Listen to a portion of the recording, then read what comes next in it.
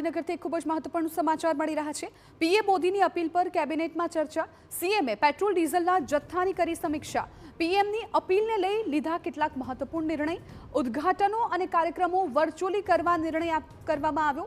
અનિવાર્ય સંજોગો સિવાય વિદેશ અને અન્ય પ્રવાસ ટાળવા પણ સૂચના આપવામાં આવી છે।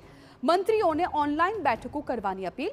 એક સરકારી વાહન સિવાય બાકીના વાહન જમા કરાવવાની સૂચના। મેટ્રો, એસટી, રેલવેનો મહત્તમ ઉપયોગ કરવા અપીલ। ગભરાહટમાં આવી સંગ્રહખોરી ન કરવાની અપીલ।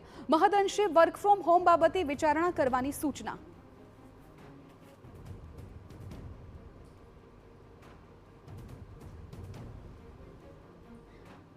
કર્મચારીઓ સરકારી કામકાજ માટે જિલ્લા બહાર શક્ય હોય ત્યાંથી મુસાફરી ટાળીને જરૂર પૂરતી ને જરૂર હોય ત્યાં સુધી મુસાફરી કરીને નિયંત્રણમાં લાવવાનો પણ સરકારનો પ્રયાસ રહે છે। સરકારી અધિકારી કર્મચારીઓ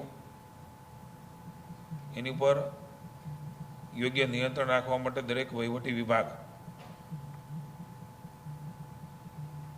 તંત્રમાં ઉપલબ્ધ સરકારી વાહનોની સમીક્ષા કરીને વધારાના જે વાહનો છે, દાખલા તરીકે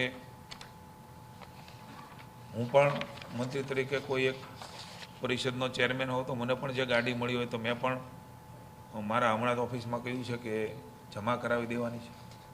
આ પ્રકારે અનેક અધિકારીઓ અલગ અલગ જગ્યાએ જવાબદારીમાં હશે, તો એ બોર્ડ કોર્પોરેશન કંપની હશે, વધારાનો ચાર્જ હશે।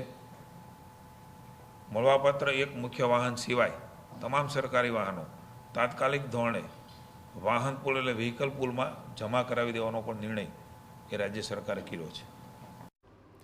તો ગાંધીનગરમાં